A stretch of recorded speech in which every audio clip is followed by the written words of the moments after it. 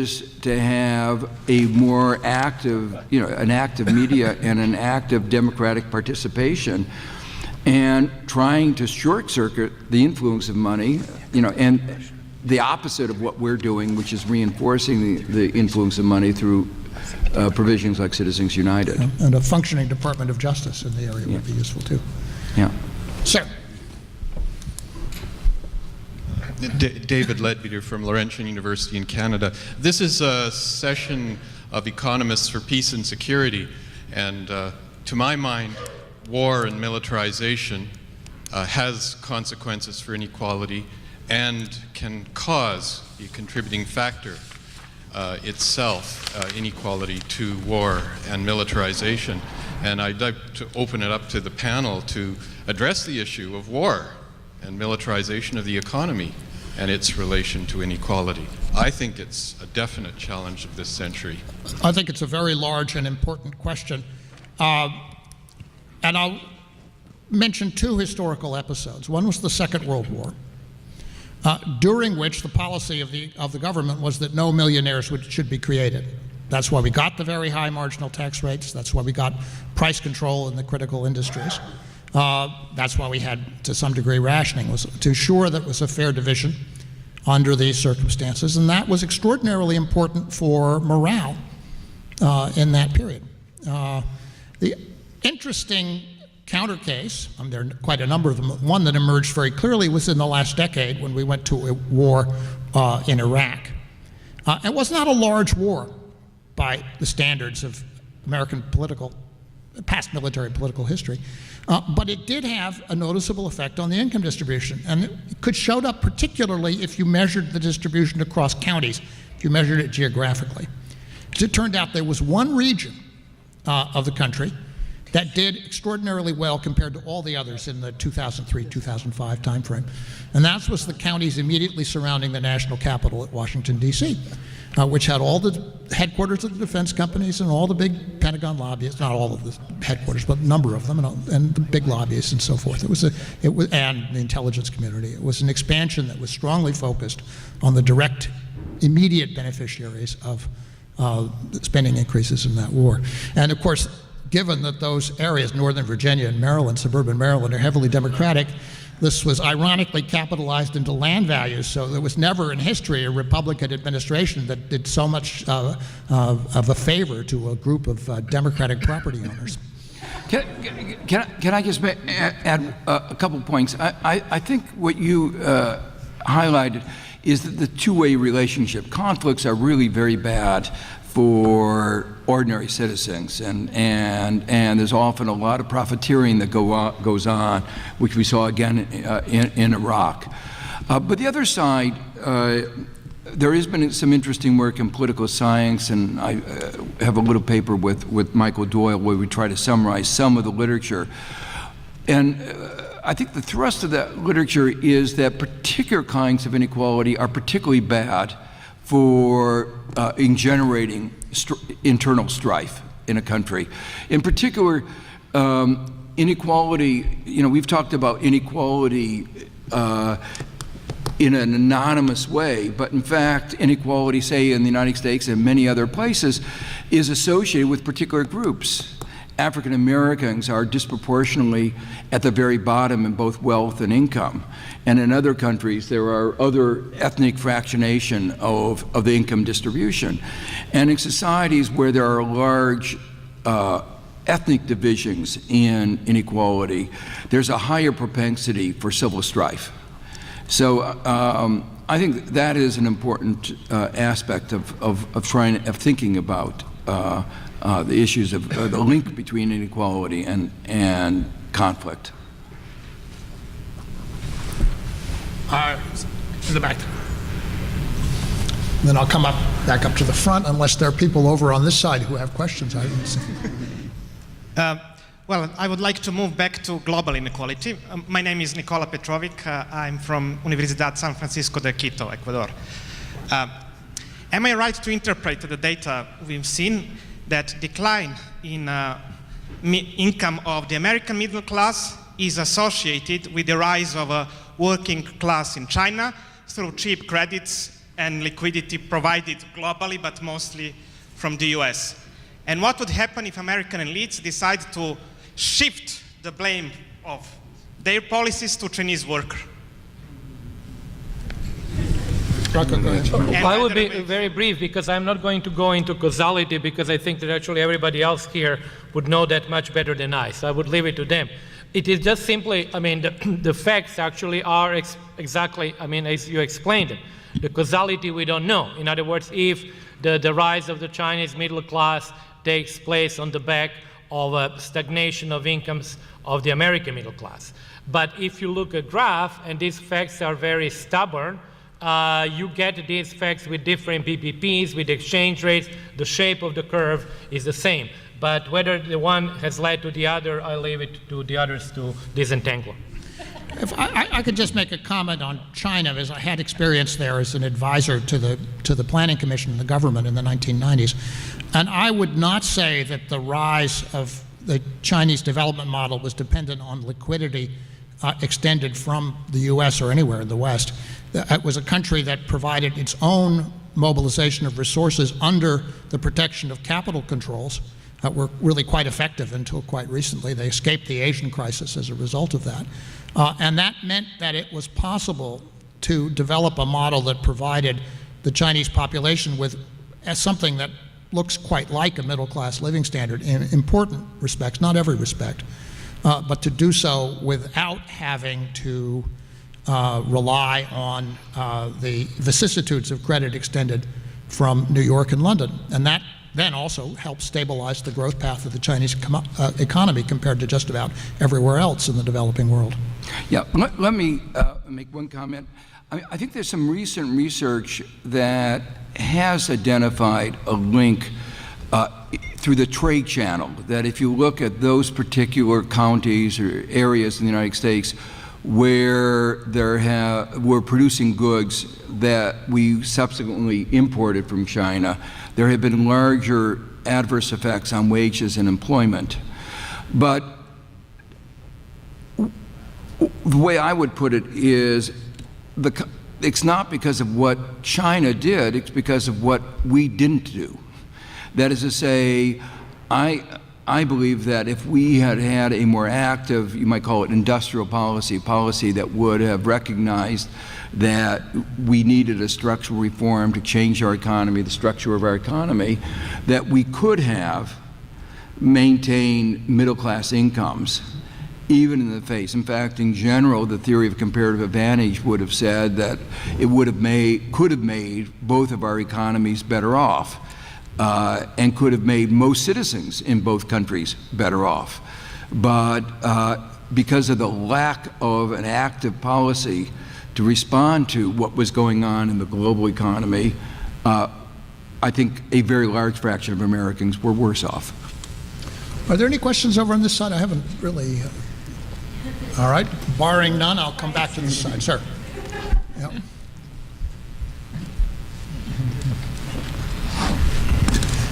Hi, J. Christopher Proctor from Kingston University, London. I'm a grad student there. We have the title Inequality, Challenge of the Century, but as someone who's just finished a 4-year economics program in America, I think I might have heard the word inequality 2 or 3 times, never a substantial discussion, and definitely never any serious thought about inequality, except in political science and sociology. So my question is, how can we have an entire subject of economics taught to undergraduates for 4 years? We have people graduating as economists who are never introduced to this subject if it really is the challenge of the century, which I'm convinced it does seem to be. And then I guess the follow-up on that is, what are the political implications of trying to galvanize a movement to challenge inequality when we have an entire generation of economists who are implicitly trained not to see inequality? Excellent question.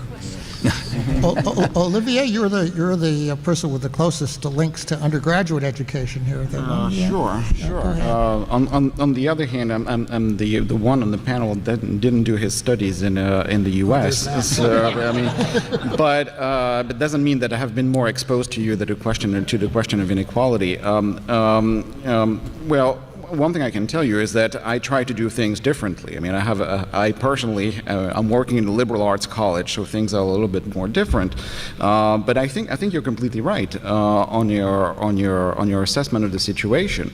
I think it's mostly because of the traditional way that economics has been taught, has been passed on from large Ivy universities down to lower levels universities. There has been tendency, from what I understand, again, I might not be the best judge here, but there has been a tendency to mathematize the discourse and to simplify the discourse and to have very complicated model, but that rests on very simple assumptions. You know, the Robinson-Crusoe analogy, for instance, that Joe was speaking about this morning. Or a perfect competition, utility maximization, you know, all those kinds of things, and not so much a preoccupation with inequality. On the other hand, to the defense of economics departments, I would say we didn't have good data on the rise of inequality until somewhat recently. So the evidence was a little bit murky. No, Joe disagrees. So well, I mean, we didn't have the Piketty level of data, but we did have the Gini coefficients before. Well, and we had the data that you showed about the divergence between productivity and the wages of the bottom. We have that? We had that I think we've had that for some time. 10, 15 years? Well, yes, that's. Oh, no, but that's what I mean. Yeah, I mean, this these is were- relatively recent. So as Joe noted, in the 70s, there were textbooks that said that there's an iron law of distribution, and inequality was not studied. So the first person to really talk about inequality in the United States was in 1983 in an Atlantic article. Bob Kuttner said the shrinking middle class, and two studies, I'm being one, at the end of the year came up with discussing it. And then when I was asked, and it was attacked by the right tremendously, and Bluestone and Harrison obviously then got in with a great U-turn, I was said when I was interviewed in '83, it was going to be something we're going to study a lot more of. And it really, since then, it's been nonstop. Okay, let me say a couple of things about it. In terms of the graduate programs, they tend to respond to what research is going on. And what research goes lags with a considerable length of time the concerns of society. There's a sort of a momentum, I think, to the idea. So bad models can survive a very long time. So one example of that, I think, is the bad macroeconomic models with representative agents. And the DSG, and you know, that was a prevailing doctrine. It was an interesting simplification, but one that anybody who knew anything about history would say this is absurd because you can't have an interesting financial market in a representative agent model. And all the economic fluctuations of interest have been related to the financial sector. So how could anybody really study things like that using those models? And yet it became a prevailing doctrine. Well, I think the 2008 crisis has led to a burst of research supported by things like INET, the Institute for New Economic Thinking, which has highlighted, and the good news is that there was a lot of research that was being done before that, which is now being rediscovered and put back into models. So in that terms, I think I'm very hopeful because there are now a lot of research going on that will then be the basis of teaching at the graduate schools that will then filter down to the undergraduate. Now, I also say, you know, at Columbia, in the aftermath of the 2008 crisis, we did introduce a course where we spent several weeks talking about inequality. So it is beginning to enter into the instruction, and it's a required course of all graduate students. So it is beginning to be introduced, but I think it's really slow. I'd just offer a couple of thoughts on this, I think, a really excellent question. One is that there's a reason why the information base for studying inequality, apart from a few facts, mainly about the United States, has been so weak. And that is that the economics profession, in addition to its theoretical vices, is not very interested in data. It tends to collect, to rely on and build models on things like the GDP series, which is something collected for it by national income statisticians. And the tradition of economists doing their own dirty work with data has been largely downgraded. What has been available on inequality statistics has been collections of official agencies like the World Bank and the OECD. They are very murky when you start getting into them. Very good work has been done in a number of areas only relatively recently, and I would cite particularly Branco's work. I'm not talking, when I talk about the World Bank, I mean the World Development Indicators, not Branco's work. Branco's work in particular, very important, pioneering in a particular area of looking at the global distribution. The Luxembourg income studies, extremely important for getting standard measures of distribution from micro data sets, but very painstaking progress and with still very limited base of observations. I'd point to the kind of work that I and my students have been doing. We're in a policy school, we can get away with it. But these things don't have a lot of valence in the economics profession. And the second point is that the study of inequality used to be what economics was all about. From Smith to Veblen and Schumpeter, and even the early Keynes, there was a huge amount of discussion, mostly functional distribution. There was no data on personal. But that was what, it wasn't that it was never there, it was that it was repressed.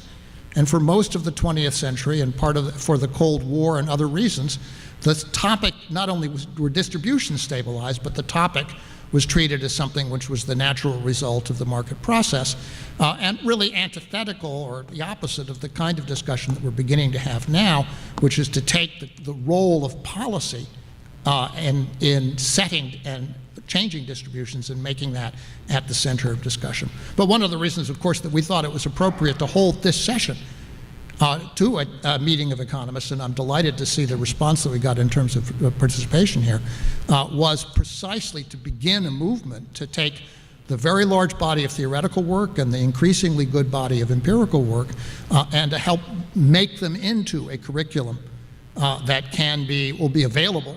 And whether it gets adopted depends really upon what the next generation insists be part of the curriculums that they are taught. I think that becomes a very important part of the agenda. Let's see, how is it? Wanted to say something. Okay, go ahead. Well, I don't know, just a very short, really 2-sentence stuff. Even the word inequality was really, I mean, you should look it on Google and Google it how frequently it was used. It's a word which was really not popular, because when you say inequality as versus poverty, somehow immediately you were questioning somebody's income. And actually I know that in the World Bank, the word itself, the term inequality, was never used until like 3 or 4 years ago. And in a think tank where I was in Washington, when I was writing a proposal for money, a president told me, do whatever you want, but just put the word poverty on top, not inequality, because our board doesn't like that word.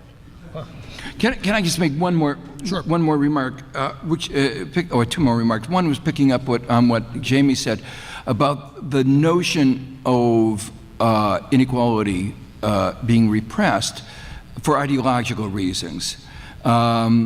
Actually, Bob Lucas, in one of his lectures at the St. Louis Fed, a very famous line where he says discussions of inequality were poisonous. The most poisonous topic that you could imagine.